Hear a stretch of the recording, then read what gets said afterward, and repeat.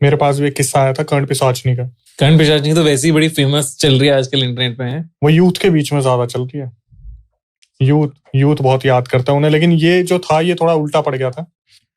हुआ क्या था ये मुझे बताई। हिमाचल में मेरी एक रिलेटिव है और वो काफी इन डेप्थ नॉलेज रखती है। तो हिमाचल में आपको पता है कि इन सब चीजों के बारे में जागर लगना और इस तरीके की जो मान्यताएं होती हैं वो बहुत ज्यादा है वहां पर, मतलब देवी देवताओं की जो मान्यता है।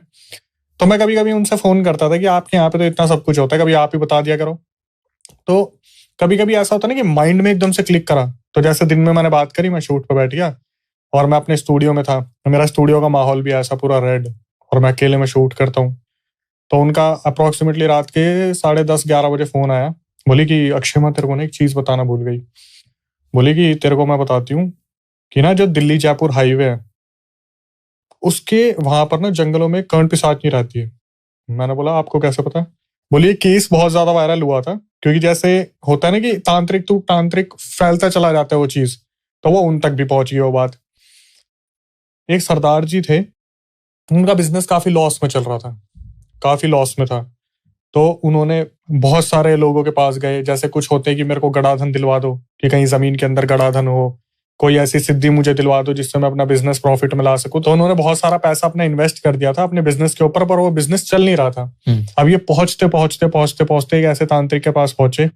उन्होंने बोला कि देख, इसमें तेरी मदद मैं तो नहीं कर सकता, लेकिन मैं तेरे को एक रास्ता बता सकता हूँ, लेकिन वो भी तेरे हाथ में है कि तू उस चीज को पूरी तरीके से करेगा या नहीं करेगा। अब मुझे ये तो पता था ये जो घटना बताई जा रही है सच्ची है, कि ये झूठ तो नहीं बोलते, क्योंकि इतने दिनों से पूछ रहा हूँ तब कंटेंट नहीं मिला, तो अब तो झूठ नहीं बोलेंगे। तो इन्होंने बताया कि सरदार जी जो थे उनको बताया गया दिल्ली जयपुर हाईवे के बीच में एक कर्ण पिशाचनी रहती है, और पूरा उसको नक्शा बताया गया कि इधर से इधर जंगल में इस तरफ से इस तरफ पेड़ों के बीच में से उधर जाओगे तो मैक्सिमम चांसेस होते हैं कि वो दो रूप में रहती है, एक तो बुजुर्ग या फिर जवान।